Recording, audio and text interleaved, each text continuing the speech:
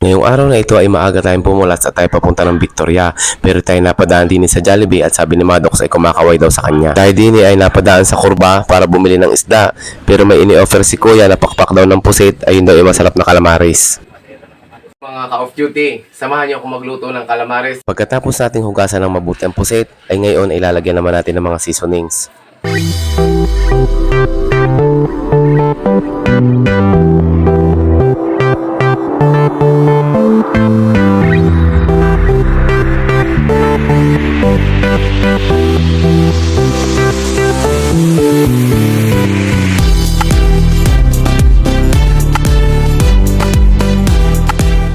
Rest natin for 15 minutes. Ngayon naman ay gumawa tayo na ring harina kung saan ay dito natin i-coat yung pusit na ibinabad natin kanina. Madalas ang ginagamit ko dito sa bahay ay Big Crunch ng Golden Fiesta kasi para sa akin sakto lamang ang lasa. Uy, hindi ko pinopromote ang Golden Fiesta, Big Crunch ha. Tara na at ako inyong samahan din sa labas para magprito.